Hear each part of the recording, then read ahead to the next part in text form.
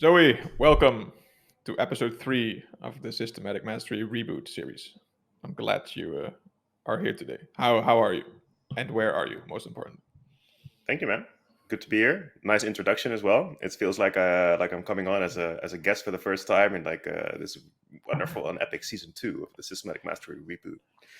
Um, I'm really good. I'm in London right now, so that's kind of back to where I think partially it started, um, and it's been nice. I've been working quite a lot lately on a new crypto thing and also some other ideas. It's been nice to see the weather improve. So now that we did that small talk, I would like to know Let's how dive you were into it. doing, and let's dive into it. Yeah, I can see you're on a tight schedule, like a real tech bro. That's good. Your one hundred next meeting percent. is probably in an hour or so. It's already started. Anyway, yeah. I always have 3 meetings at the same time. Yeah, I'm doing good as well, man. Was a busy few weeks. A lot of stuff going on, and yeah, looking forward to this episode, this podcast. So yeah, the last few episodes, the last two, we dived a bit first in the reboot, what we're gonna do. That these talks are just gonna be more like just us free flowing, and having chats, interesting conversations on topics we find interesting and we would discuss anyway. So last one we talked a little bit about AI. I have gathered so much new information afterwards, so I want to dive into that in another one as well. But this time I think it's nice, and I think you agree with that, to discuss a little bit another concept that interested both of us. We talked about this last year in Boom Festival in Portugal. There's a summer festival in quite a psychedelic state, so to speak. We had a nice conversation on something that you called the network state, and for me, this was an entirely new idea, a new concept. And you referred me to a book also with the same title, The Network State, and I did some skimming of that. It's actually perfect for that. It's a very interesting book. Also, the concept of the book itself, it's quite new, so it's not a book that you read in the general sense. It's a book that's constantly updated. It's online. It's for free. We can also link it here. Um, but yeah, that really has sparked my interest more and more. In the beginning, I didn't really quite get it, and I'm probably still struggling to understand the full implications of it. But I also see it, the term being dropped now and again, more in some crypto communities, more in some Discord channels, also in psychedelic communities. I see like it being dropped. I think that even you went to a network state in Montenegro lastly, one of the first ones. So this idea is entering my life more. So I think it's good to have a chat on it. What is it? How does it work? How does it look like? And what are the implications of this if it is deemed to be a success or something that is going to be manifested in actual reality, of course. So yeah, that's basically what I want to talk about with you, and maybe you can take it off by giving a little bit of context on why you think it's so interesting and basically what it is in your view, a network state. yeah, absolutely. I think yeah, I can start with a small definition. I have first off, I've read most of the book and a lot of podcasts and spoke to a lot of people about it so far. I was not, unfortunately, at Zuzalu, the Montenegro network state. Unfortunately, Mm. I was talking with some people that were there, and yeah, there's some Telegram groups that I'm in where people were present, and it was very interesting. I think Vitalik Buterin was there as well, speaking about things along the lines of what is Zuzalu about, network state, and the interest there, and and this is actually a really nice bridge to the definition, because what is Zuzalu? What is network state? I think what is probably best is to start with the definition that the book actually gives. They really call it the network state in one sentence, and I think I couldn't do a better job than what's done there. The network state is a highly aligned online community with a capacity for collective action that crowdfunds territory around the world and eventually gains diplomatic recognition from pre-existing states. Now, there's a lot to unpack there. Mm. Obviously, the example of Zuzalu, which is a kind of a pop-up city, as they called it in Montenegro, is not really the complete definition here of a network state. Um, However, it's very much a collection of people that are part of an online community. That's basically what happened there. They get together for several months in what they call a pop-up city, and then what is kind of central to this is what Balaji in his book calls the one commandment. So there's like a couple of kind of moral themes that he gives as an example in the book as well, and that you can say, hey, we are organizing ourselves as an online community, uh, initially online, around what you can refer to as like a moral innovation. So something that you as Mm-hmm. as an online community believes, like, this is something we should be doing differently, or focusing on purely, or having some kind of systematic aspect focused on whatever we think this moral innovation is. Let's go to an example. I think what he also mentioned in the book is, um, and what Zuzalu actually was focused on is, for example, longevity. So if you say like, hey, we should have complete freedom to experiment and investigate means to extend our lifespan. And obviously in a lot of places that is not super easy, because there's regulation. You can't get access to certain methods or drugs or whatever. And if you do want to learn that, then you can get together, potentially pop-up city in an area where that is allowed, and communicate and work on this experiment potentially with this more freely. And that's kind of like, v 0.1, I guess, of the network state is what Zuzalu was about. It's much more a community thing, but eventually you can see that evolve into like an actual v1 of a real network state, more in line with the definition that he gave. And that is that you eventually get diplomatic recognition, and it evolves into this community owning land, and kind of Mm-hmm. a much more formal establishment. So I think that is kind of like, in a slightly more story kind of way, give an example that was already in real life, what the network state more or less is. Okay. Okay, I think it's of course already a lot to unpack there, but I think that's a very good starting definition. First of all, like you mentioned Balaji and the author a few times. Who is he, by the way? Is he like maybe it's good for the listeners, the 5 listeners we have, to highlight who this guy is that wrote this book. Yeah, it will be nice for us when we re-listen our own episode to get the definition of, of biology. Um, so so the guy is from India. He's super smart. I mean, that's what his credentials and his general vibe, in my opinion, give off. Um, Very interesting to listen to.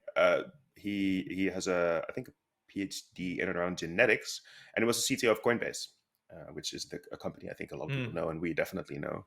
And this is also where it was actually interesting when I became CTO of Blockport. I remember thinking to myself, what is a good CTO, and what are some people that I would like to follow, get an understanding of how they operate. And at that time we were called the Coinbase killer by this small and nutcase community, beautiful nutcase community that we had. And yeah, I remember looking up CTO of Coinbase, and it was this guy. So then I kind of started following him already. This was 2017, and yeah, since then he started working on network state quite a bit later, when he left Coinbase. And now I think the primary thing he does is try and work on this idea, community around it, show up in podcasts, explain it. His full name is Balaji Srinivasan, and we'll make sure to put a link to Network State and himself oof. in the show notes. You practice that one, I can tell. Yeah, a couple But times. good. Okay. Nice. Okay, and that makes sense. Okay, for context. So yeah, you said like people, or he's explaining it to going on podcast, explaining the concept. Like I've watched a few. I read the book. Like I skimmed it a little bit. What I like about the book, he gives first in one sentence, then in one paragraph, then in one like essay. So he really goes into more depth along the way. I noticed within myself, I am touching like the basic foundations of the idea, but not I'm not fully grasping it or grappling with it yet. So I'm just like trying to understand it. So my understanding is that with the advent of, let's say, first you had money, then you had social media, Now you have the capacity to go even one step beyond that. So these are like high level concepts. You can basically, with the internet, you can allow certain communities that align on something, like you said, for example, longevity. You can allow them to form a group that in the end will get some diplomatic rights, and then you can start your own country. Basically, that's very simple. The definition, or like how I now understand it, right? That's kind of the gist of it. And then you with the diplomatic rights, you have your own country. You can then maybe go a step beyond that. But it's more like the technology now allows for decentralization of communities, so that not the classical nation state where everyone is grouped together in one certain geographical location, but you can like decentralize that, and people can align on certain views or ideologies or whatever they want to align on. And that's basically the key concept. Yeah, I Correct? think I think so. Yeah.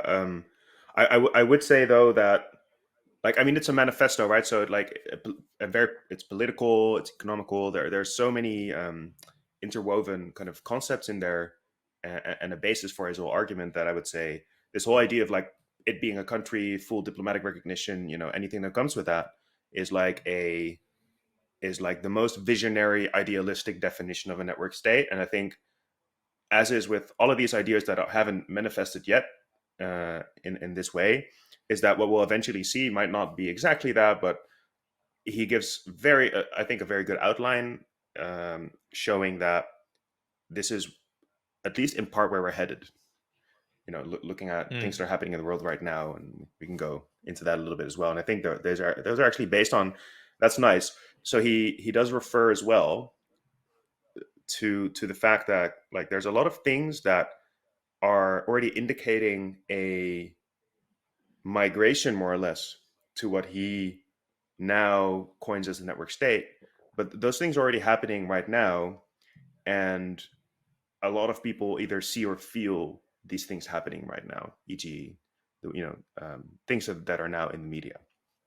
Um, so I think that makes it quite tangible. It's not just completely made up, so to say. There's actually some tangible movements already in that direction. So, anyways, but I think, yeah, I think what you said is exactly right. That would be the end state: country, diplomatic recognition, anything that comes with that. Oh, okay, and like I have like one key question here. Like I still have to understand, because the cover of the book, like we can also do it again here, like in the image video. I think that's one of the best covers, because it's like very clear for me. It instantly like gives I got it when I saw that cover. I think it's a Bitcoin logo and Yin and Yang logo and a Vitruvian man, and you see that, and it's kind of connected to like different dots on the earth, but it symbolizes that there is a central idea or concept, and that on different locations on the earth you can align with that. Now, when I saw that, I was thinking, okay, so is it merely a virtual state? So is it like that we stay on the same location on earth? For example, you're in London right now, I'm in the Netherlands, that we can already form a network state? Or does it get to a point that no, we need to centralize to a physical state? Because I'm also seeing some of that emerging, that once you have enough capital or whatever, or the resource to do that, then it's the goal or the aim to get together in a physical geographical location. How do I Yeah, have to see that? yeah. I think both of them could definitely be part of it. So, like, there is this is also a very important uh, like part of the whole development towards a network state, is that you you initially start with a community. Could be an entrepreneur, or like a founder, basically setting up a community or a group of people. And it could be as simple as you just have a Twitter account and you share your thoughts in there, and then people form around that, they start following you. You set up Twitter Spaces, then it evolves into a Discord, then a Discord evolves into a meetup, and then the meetup becomes more frequent, and then the meetup grows, and then you can imagine this happens in real life. I don't know how many times, I don't know, a month or a year. So people collecting around, for example, Bitcoin, or some other innovation, maybe longevity is a good example as well. Um, that would already be a network state in a way, or at least it would be in line with this.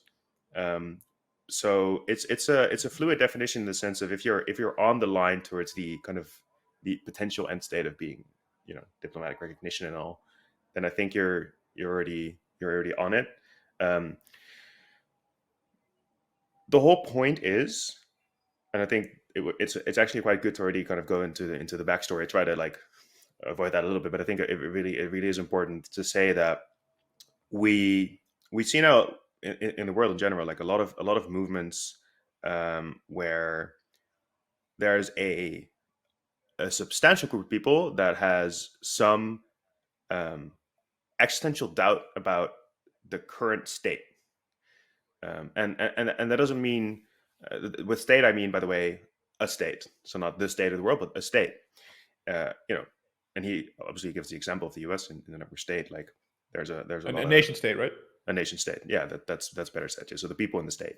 Okay. Yeah. Um, but fundamentally, the power of the state. So he refers to this as a leviathan. It's based on a philosophical exploration of the concept of like the most powerful, like say moral, a really huge moral power, like like God was, and now for quite a while has been the state.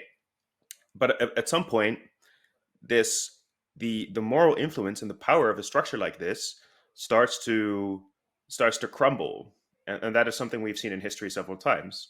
Um, and I actually believe myself that, and I think Ray Dalio is also someone that shows that in the Changing World Order, is that there's a cyclical nature to this. Kind of the fourth turning. I don't know if you know that book. We can refer to it in show Yeah. notes. It's like there's a cyclical nature to the fact that there is a leviathan-like structure that has a huge amount of influence and power, morally speaking, and also, you know, by virtue of its moral power, physically speaking, because people follow it and build around it and stuff, churches and whatnot. Um, yeah, this crumbles at some point. So we're in one of those, as we always are. But now, as part of our general like freedom or optionality seeking habit that we have at the frontier, like the edge of what is currently completely controlled, we have the network, which allows us to venture into a new domain of unexplored territory, right? And who ends up going there? Those are founders, entrepreneurs. They set stuff up, and a lot of the times we started obviously with completely capitalistic structures there, huge companies like Fang, Facebook, Apple, etc. But we are also now, especially now that we have Bitcoin as a really central aspect of this, or cryptocurrency, the ability to transact with each other, we can do a lot more. We can set up a moral community, moral innovation on this frontier in the network, the space of the network, where we can easily communicate with each other with people that have the same ideology but a different physical location. And what he is saying is all of these like huge movements, the fact that there is a establishment that is crumbling, people are doubting that, they collect themselves on the internet, they're able to transact with each other using cryptocurrency. There seems to be a like almost an organic movement to reorganize ourselves in this new kind of dimension of the network, because we're not dependent on physical location anymore. So it's, in a way, it's not a human construct as much. It's more that we have the ability to venture into the network, and people just end up going there because they're seeking discourse. They're seeking a certain sense of optionality to explore, to venture into new domains and create new stuff, because they feel there is need for a moral innovation. So the things that are happening right now, so if you're not religious, if you don't belong in the currently super polarized political spheres, at least in like the mainstream media kind of setting, then it is not unlikely that you find your community, with people that have pretty alternative views to how the world should be run, that in a way sometimes even try to exclude themselves from this mainstream media. I don't go on social media, I just want to live in X way, and I don't use my mobile phone as much, etc. Well, you can still communicate with each other and get together on the network, and then the idea is that people form a community around this, and by virtue of having cryptocurrency, we'll eventually be able to, some of them at least, will grow this into something bigger than just a random Discord channel, which eventually could lead into diplomatic recognition. I don't know if that kind of gives a better overview, but this is kind of like where things seem to be leading to, and that's kind of also the point he's trying to make in the book. Is like this seems to be something like a natural uh, next step that we're headed into. Yes, this makes it a lot more clear. Like I didn't have this overview before, so basically, what you're saying is that the world is just evolving, and now that the component of the network, a network, has been added, that by definition, by default, will lead to a reorganization of consciousness, basically, of cultures, of people. They want to reorganize them around central moral virtues. Yeah, That absolutely. that's the gist I get it. That makes a lot of sense. So you're expanding, you're expanding what the possibilities. Like also that's you touched on that, and then I think that you're saying this is possible because right now you have technologies like crypto, like Bitcoin, that allow to transact value between those communities, or like inside that community. That's an essential component to it, right? Yes, yeah. I think what he also mentioned there is like his in history you had for a while kind of like a financial innovation that also coincided with power of the state, private banking. There seems to be some interesting, and I haven't looked into this enough yet, but there seems to be some interesting correlation with like a certain like a group, increasing group of people resisting, you know, the current leviathan, e.g. the state or the god or whatever, and then having the ability to organize themselves. And how do they have the ability to organize themselves? It's by getting together, talking, and by transacting with each other, or basically having your basic needs met. I mean, I'm assuming you can actually you can look at geez, it just escaped me. What is the triangle of needs? Who's that by again? Maslow. Yeah, Maslow's triangle, exactly. A hierarchy of needs. Sorry. So I'm I pretty believe it. sure we can take a quick break and like cut this out. But like I'm pretty sure that you can kind of map this to Maslow's hierarchy of needs in a way. It's like if in a situation where this increasing group of people kind of resist themselves, you know, and if they are able to autonomously get themselves to meet at least some of these primary needs in the hierarchy of needs, then from that, um, you can get something like a network state or at least an alternative state. Basically, they're just new small colonies, right? But we don't have any physical space left to colonize. And what is the second best option here? Because most of the people, like 8 billion people now, are on the Earth. But the second best option we have is like for Mm. what 5.5 billion people or something is in the network on the internet. That's the best way for now that we have to organize ourselves. Maybe in the future will be space. Maybe we don't have anything better right now. We can't start living under the sea. Yeah. So I think on top of the Maslow hierarchy, it's self actualization or individuation, if I believe. Yeah. So basically, what you're saying is that we are conquering those lower needs in the pyramid, in the hierarchy, and on a collective scale, we provide the infrastructure as a species to the other members of the species to allow for that individuation, for that self actualization. That's kind of it, right? And that is a central part of that is alignment on a moral agreement, like let's say a moral virtue that you feel deeply that you need to connect on. And that's probably why Bitcoin is something like that. It's like Bitcoin maximalists, they kind of like align on that in a way. It's not about Bitcoin, it's about deeper truth beneath that. It's about what they believe in scarcity, in in reality, in the just the freedom that lies beyond that, right? That's basically the essence of it. Yeah. So that would be such a moral stance, right? Yeah, I think that's a really good example. Yeah, exactly. Like I think if you look back at history, like how have people reorganized themselves most massively? It's not simply because of like a purely like physical rational technology. It's because of moral ideals that people organize themselves around most. I think what it really comes down to is like the moral ideal or the alternative moral ideal that people come up with is discussed in a community. Back in the day, you would maybe get together, I don't know, somewhere in a cafe, whatever. And that's kind of the seed of this, right? But then it's, on top of that, we now, and in the past, a physical location would allow something similar.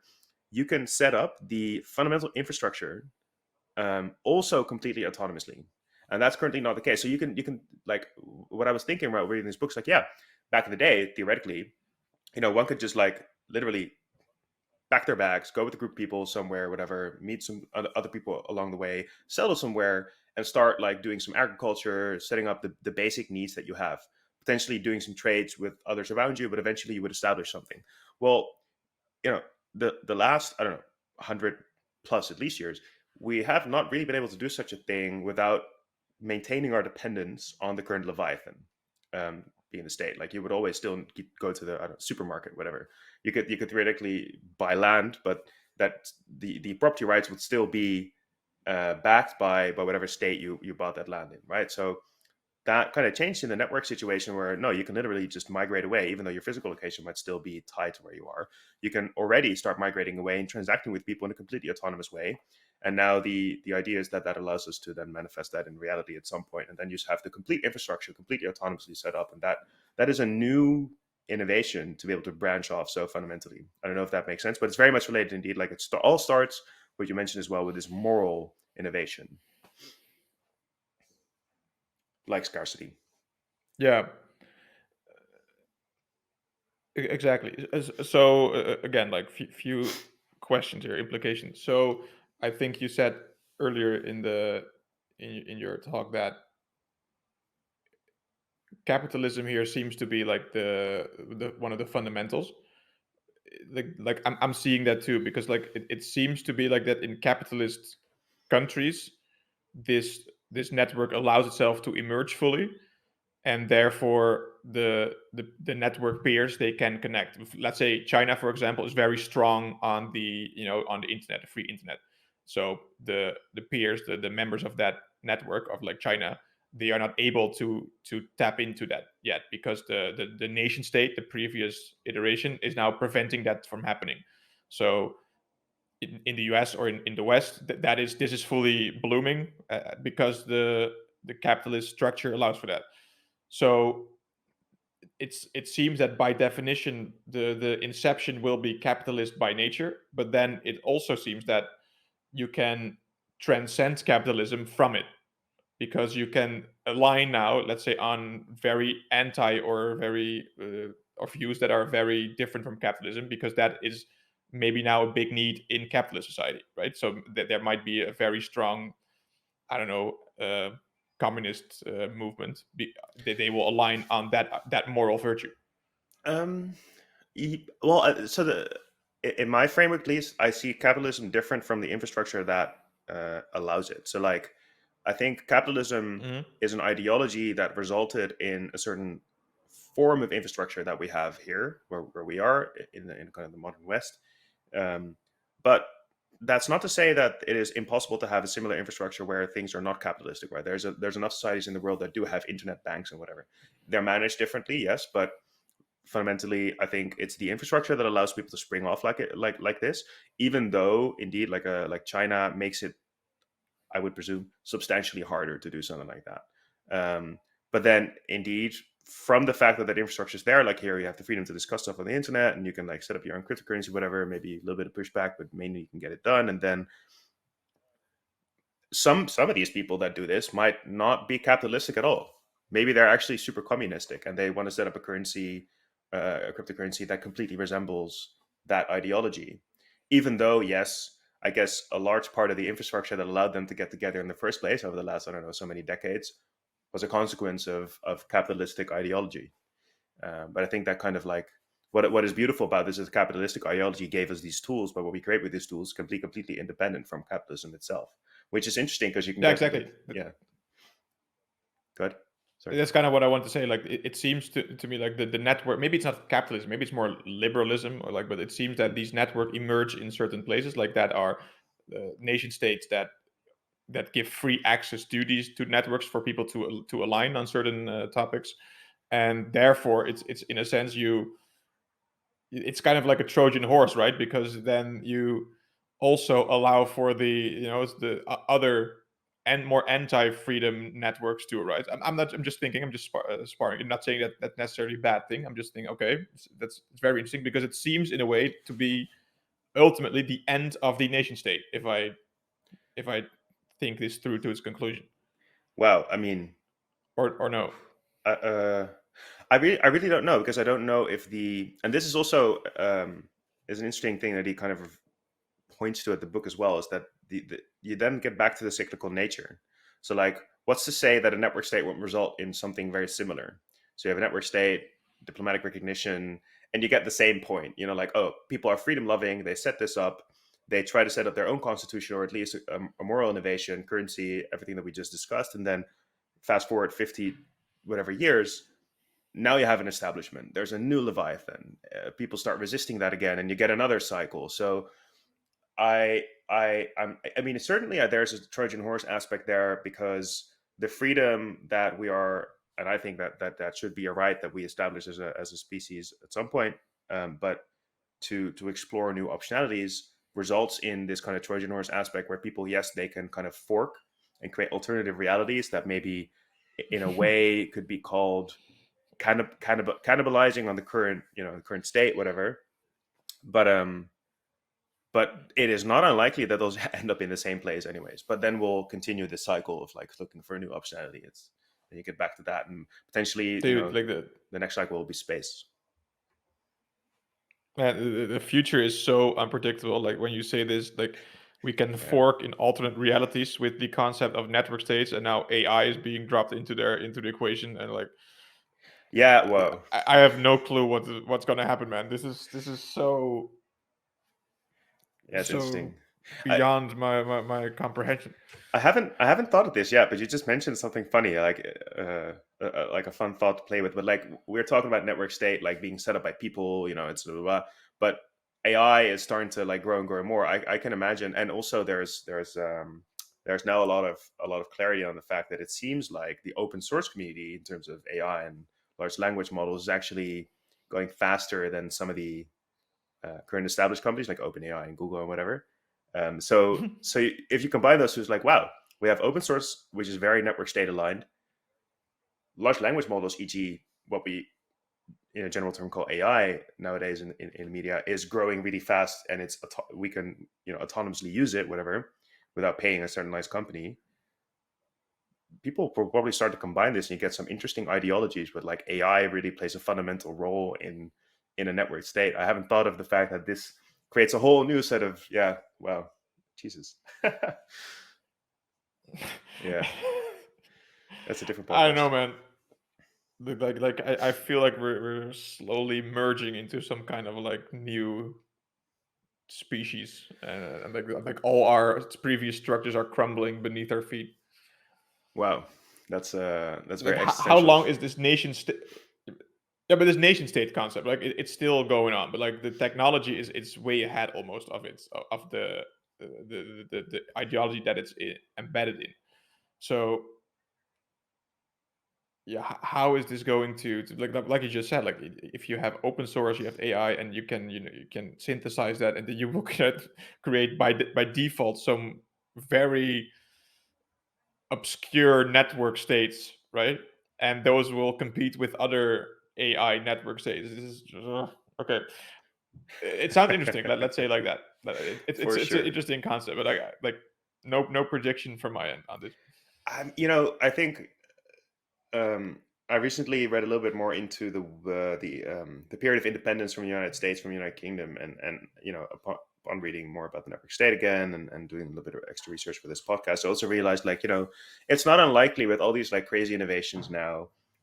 you know it feels for us maybe somewhat similar than it has felt for people back in the day in the United Kingdom, like, or in London, maybe more specifically, being involved with this process and seeing, like, Jesus, these people are setting up a completely new colony, and we have a certain amount of control, but now they want independence, and taxation is an issue, and then they start like fighting it out, and then at some point it becomes somewhat of a war, and then there's independence. I think at some point it is not unlikely, because there's also been some commentary on the network state where people say, yeah, this is totally not going to happen. Like, no country or state will allow this this diplomatic independence thing. And that's the thing, is like, I think a lot of people back in the day, in around the 1770s, were also saying like, no way, we are never going to let the United States be the United States. Um, but it did happen, and there was some war involved, but it was eventually, there was agreement. So I don't know. I think it's not unlikely that something like that might happen. Um, so I'm not. I don't think it's that bleak. It is I'm going to be strange, but Yeah, I'm asking myself, like, I'm reflecting on this lately more, like, how relative is this? Because you basically make a relative argument. Like, okay, it was like this back then. There's always this sense that things will not work out. This is not going to happen, but it's all relative. It's always like this greater unconscious good that that we as small little egos are not capable of comprehending, right? So of comprehending, it's like, yeah, there's always that daunting fear. But like on the other hand, you also have now technology that exponentially grows.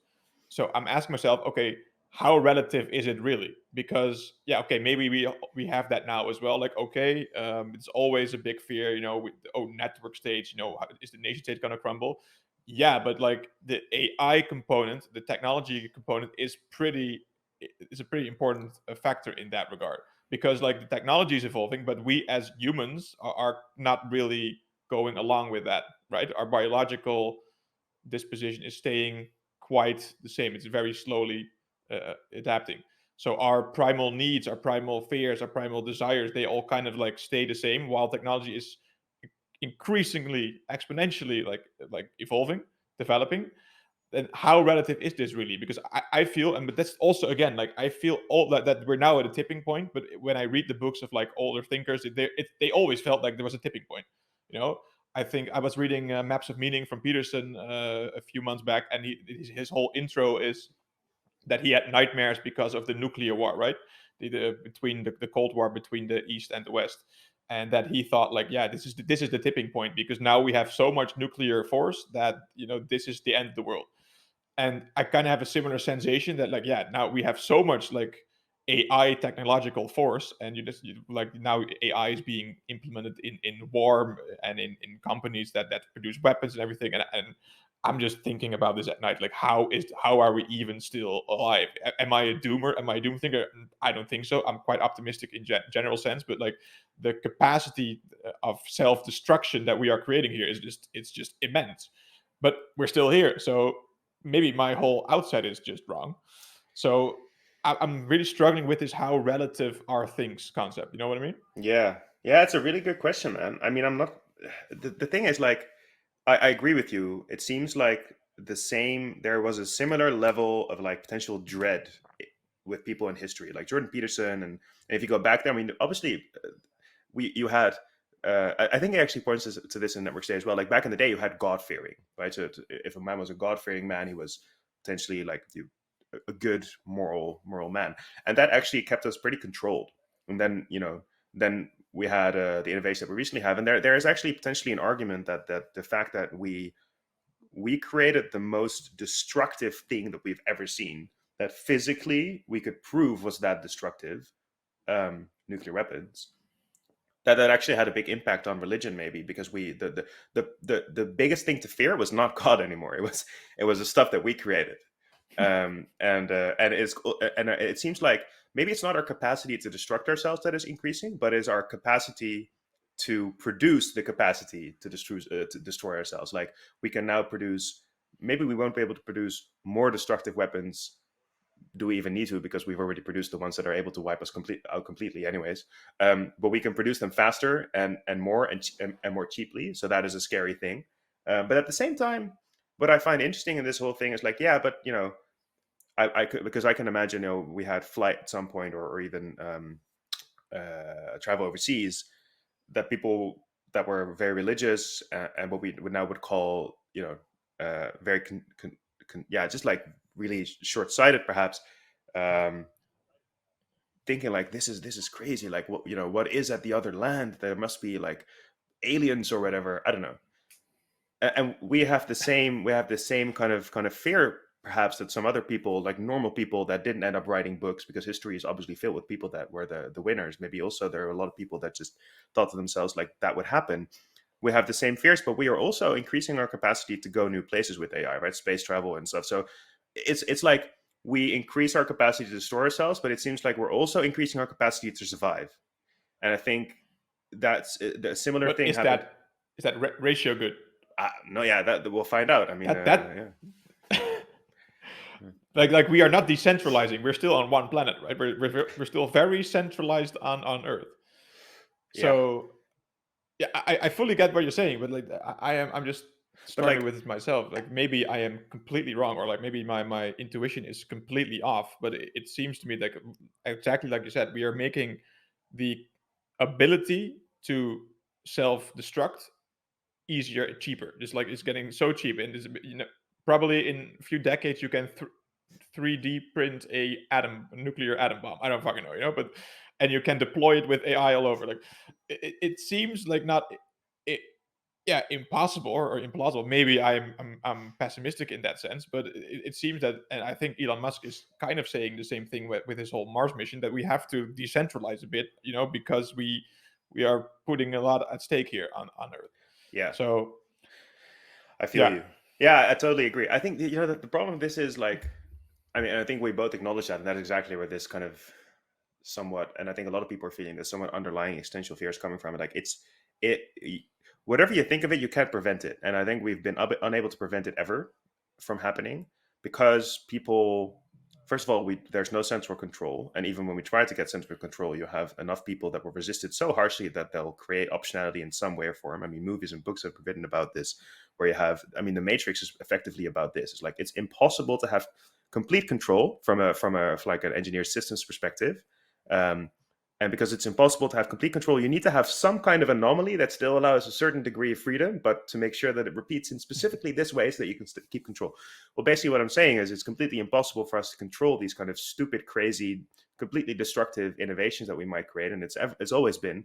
But the funny thing is, um, at the same time, I do believe that the search that that as a consequence creates these potentially extremely destructive things. This search is actually a good thing. So like the search for freedom, for optionality, has always been more a force for good than a force for bad.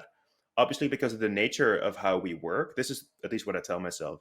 The way I work, my brain is supposed to work, is much more focused about identifying dangers, but at the same time, it is also very much interrelated to that, very focused on finding options, freedom, escape from, freedom to. And I think it's easy to forget that, yes, we're going very fast in a potential kind of doom scenario, but I think we sometimes forget that we are extremely adaptive, and as a consequence, I suspect that we will exponentially increase our search for freedom and optionality as well. So I'm optimistic in the sense that if AI goes quite bad, stuff might go wrong, but I suspect that it will improve and speed up our space exploration and like the craziest advances that we have ever imagined. Maybe it is actually something that's necessary. yeah. Like we need to have the constant fear of utter complete destruction so that we finally get off our ass and do what we're meant to do. I don't know. Mm. I agree with that. Trying to be Like I optimistic. actually agree with that. So yeah, no, no, that's that. Like I said, like I'm also an optimist in that regard. So like I'm more and more also accepting that view. Like we need to have this doom, like this fear of destruction, because it motivates us. Is it not like Dostoevsky who said something like that? I don't know, but that you need to have some like this external fear that motivates the crap out of you, basically. Could be. Anyway, I didn't think you said it like that, but you get the gist of it. Okay, I'm curious, like how we got from network state to like ultimate doom conversation, but Yeah. Yeah. it seems like a lot of our conversations go in that direction. Maybe our own biases. We need to check that. Yeah, exactly. Like But okay, okay. to to tie it into the network state then, and maybe also to wrap up. Okay, we're almost an hour in, I think. and I know you have important meetings to attend, and me too. So let's wrap it up. Okay, Yeah. what would be a network state, just short term or medium long term, that you would be inclined to want to be part of? Wow. That's confronting. I don't think I've thought about that enough. I thought about like a lot, like, oh, okay, what is this network state going to be, and what does it look like? But I haven't actually considered what do I really want? What would I like to be part of?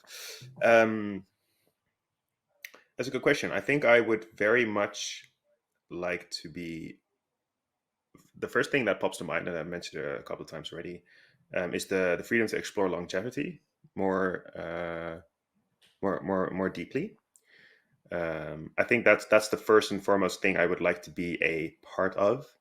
And then on top of that, I mean, something that bothers me, and I think that the reason I also started to buy into cryptocurrency much more is that I do feel and have felt for a long time that I think so the current structure that we have, therefore I mean like the political economical structure, is like it was a really awesome idea for at a point, but it's become really inefficient in a lot of ways.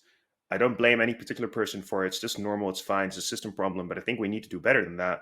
So I would very much want to be part of a probably more along the lines of a Bitcoin society where we explore alternative ways of okay, how can you organize finances to have some form of taxation because it seems to make sense, but the way that it's implemented doesn't. So that direction of economical and political alternative society, albeit small, more as an experiment focused, potentially combined with longevity research. They resemble really strong values that I have because there's freedom, optionality, exploration to create an alternative system, and also live longer, which I think is a wish for many people. Um, so yeah, in short, that's kind of it. What about you? Nice. Yeah, I thought about this also. Like this, similar to you. I was the first weeks, months I was thinking about it, only thinking about how this would look like infrastructure wise. I never asked myself, oh, what kind of network stake do I actually want to be part of? Yeah. But I thought, okay, what is the deepest fundamental truth, basically, that I need or want to have in a society that to live in, to be part of? And I think that it works. It builds up from there. So I also I came to Bitcoin as well because like I said, it stands for so more than just money or just some value in a monetary sense. It's way deeper than that. It like we discussed, it's about freedom and it's about recognition of the individual, and I think that is key. So like for me, I'm a Westerner in that sense. Like I think I want to be part of a society where the individual is paramount, not above the collective, but it's in a way it's central, and where everyone is supported to be a free individual. So to individuate to their full potential. So in that sense, I'm hyper Western, and I think that in many ways the Western ethos to the deepest core, as it has been, it's something I align with. I just think we've gone very far off track, especially with the whole monetary policies, and I think those are key because I don't want to go to like, oh, money is important, but like I think they are the structure, the fundamental bones of the society. So I also was like, yeah, I think somewhere where Bitcoin is implemented in the way it was supposed to be, I think that would be for me a network state. Like, yeah, I can build on that because probably the rest will flow from that. But I don't have something like, oh, I want to be a network state of a specific, like, longevity. For me, it's too down the line. It's like, do you know what I mean with that? It's too specific. Like, oh Okay. yeah, longevity. What does that mean? So if I get it right, it is because Bitcoin resembles freedom for you, which I think it does for a lot of people.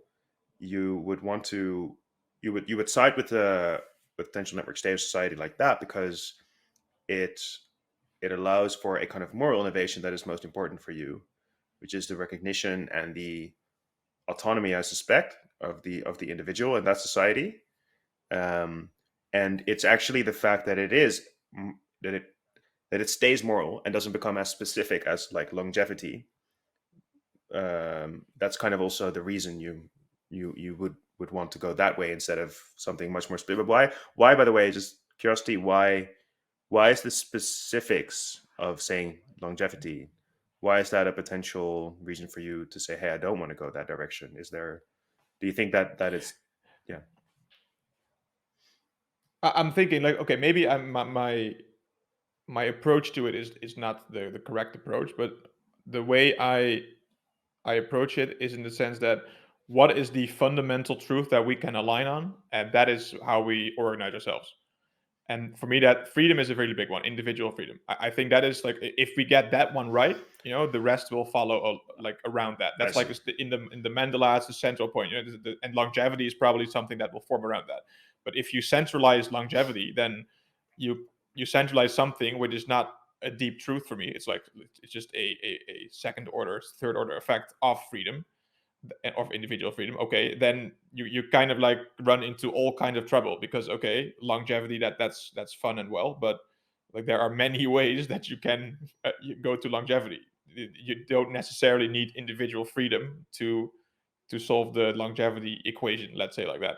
So maybe my approach is a bit wrong. Maybe you can be part of several network states. Maybe I'm again like I'm unifying to one specific state that I want to be part of.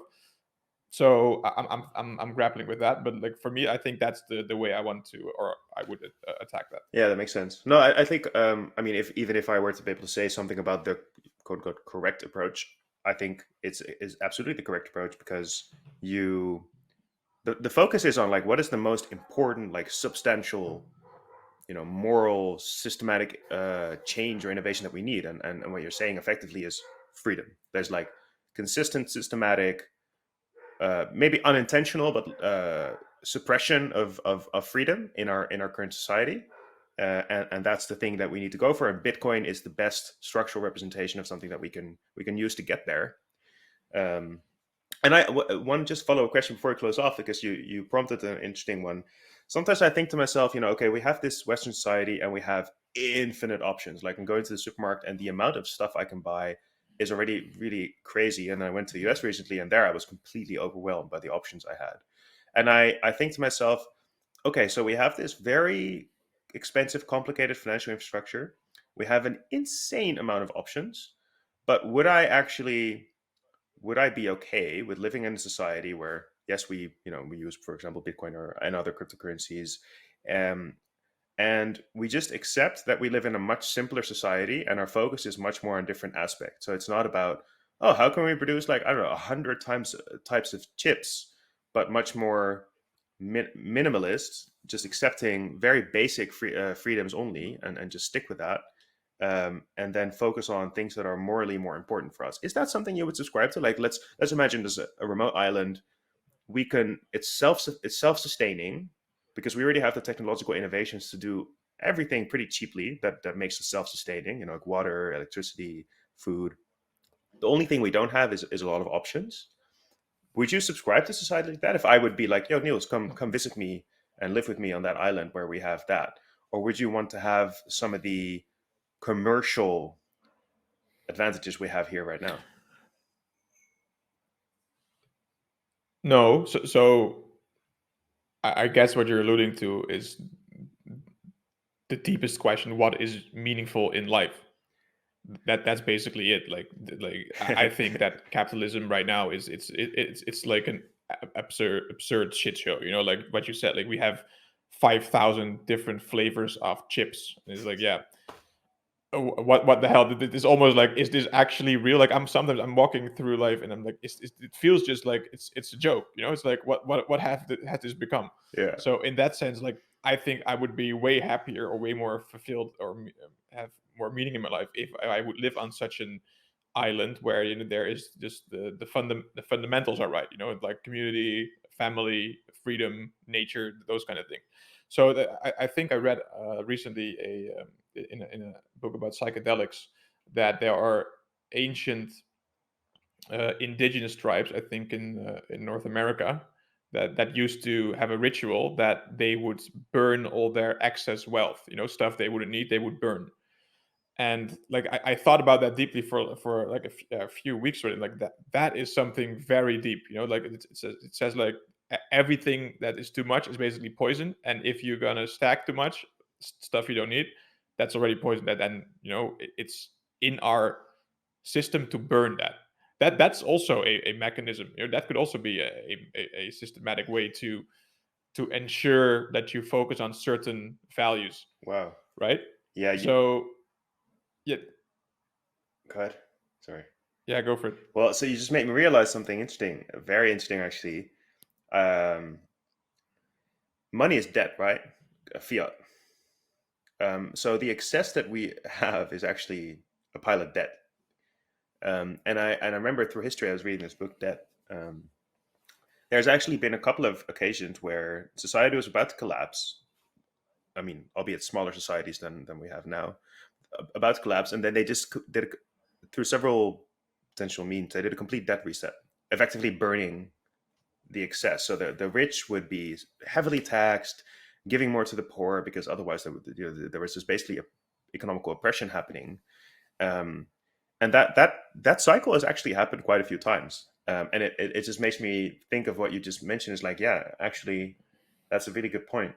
we might need to head in that direction. I don't know if this is related to what you just said in your perspective, but I thought it was worth mentioning, is that this stuff like this has really physically happened several times already.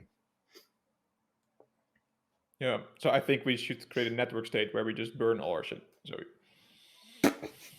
Okay. Okay. I'm not. Yeah, that's actually a confronting thing. Are we ready to do that ourselves? I mean, to be honest, maybe it's a nice way to close it off. Probably if it would mean that the things you mentioned, like the basics, like community, health, family, those things would be covered. Would you leave behind the excess? I would say personally, yes. I think I would be okay with that. What about you? I think I need to meditate on that a bit more in order for a given answer. I give you the next episode. I'll give you my answer. All right, good deal. A nice cliffhanger. I like that. Yeah. That's a good cliffhanger. Will Niels burn his shit next time in episode 4? Anyway, yeah, great episode, man. Yeah, just exactly 1 hour. Perfect. It's like we're like we're so trained to do this. perfect. Yeah, cool. I think it was a great episode. We'll chat off camera on what we can do next time. I think we should go with the flow. Let's see what other things we wanna chat about. It's also, I have no clue, so it's gonna be a big surprise. And yeah, we'll see you in the next one. Awesome, man. See you.